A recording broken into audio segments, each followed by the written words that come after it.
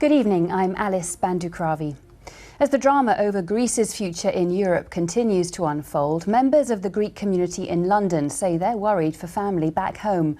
Around 100,000 Greeks live here in the capital, and many have been trying to help relatives in any way they can, as Emilia Papadopoulos reports.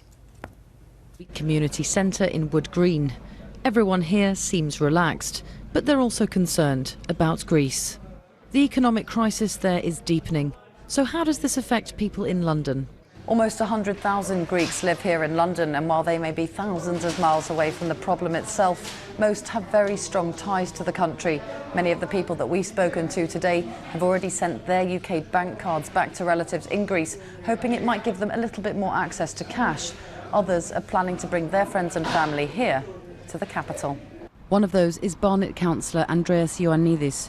His younger brother arrived here from Athens yesterday. I think it's a fact that he won't get a job in Greece. That's why I try to help him, to show him that what other option is. We need to explore what other option, because I'm convinced that in Greece won't be able to get a job. More than 50% of young people in Greece are unemployed. Reload Greece is an initiative based in the capital that hopes to get young skilled Greeks here, creating businesses that will ultimately give back to Greece. The thing we have to remember is sticking together. Because of the crisis, more than 200,000 skilled and young Greeks had to leave Greece. But we can really connect to one another and with Greece and contribute to the economy and society from wherever we are. Unemployment isn't just affecting the youth. Antonis moved to London 3 months ago. He found a job in a supermarket. In Greece, I'm considered to be old, so I came here to find a job because my other job I had as a salesman in Greece closed due to the recession. The Athenian grocery in Bayswater has been here since 1952, but says it's got more Greek customers than ever before. Since last year we had the second increase where a lot of people were looking for jobs in various levels. You can certainly see that influence. The general feeling among Greek Londoners is one of uncertainty, but also one of hope. Hope that they'll get the financial lifeline that will secure the future of their relatives and their homeland. Emilia Papadopoulos, BBC London News. Police investigating a shooting in North London which left a man dead and a woman critically injured say they believe the victims were innocent bystanders. The incident happened on Lordship Lane in Wood Green on Friday. The male victim has been identified as 42-year-old Erdogan Güzel. No arrests have been made yet. A memorial service has been held in South London for a cricketer who died when he was hit by a ball during a match last week. The death has reignited the debate over whether players at all levels should be made to wear safety equipment. Mark Ashdown has the story. Emotions ran high today as family, friends and teammates remembered Bavalan Pathmanathan. Our heart is now broken because he is not with us anymore. He was just 24 when last week, batting for his local cricket team, a ball struck him in the chest. Minutes later, he died.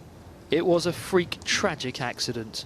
He's a better human than me, I would say that, and the cricketer as well. I'm very nervous talking about him. I didn't see him after this happened, because I want to remember his face when he go on the field. It has echoes of the death of Phil Hughes, the star Australian batsman who died last year when he was hit in the neck by a ball. Witnesses last week say a freakish bounce off a divot took Bavalan by surprise. It's reignited the debate over the quality of facilities.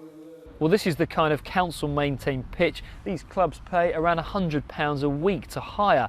As you can see, it's not exactly Lord's. There are no changing facilities, not even any toilets. But it's the pitches that cause concern. There are divots everywhere, it's uneven, and as for bowling, well, I wouldn't fancy running through here. And this lack of maintenance is what players say can contribute to serious injuries.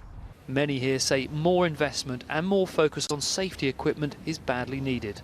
This is optional at the moment, so it's not only in our league, even if you see the international players, if they want, they can wear. Do you think it should be mandatory though?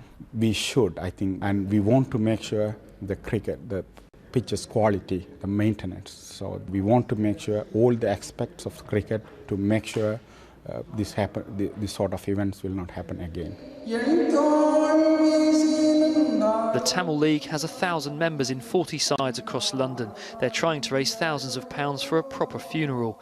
They're also determined to carry on playing in honour of Bhavan's name. Mark Ashdown, BBC London News. Time for a look at the weather now. Here's Elizabeth Rizzini.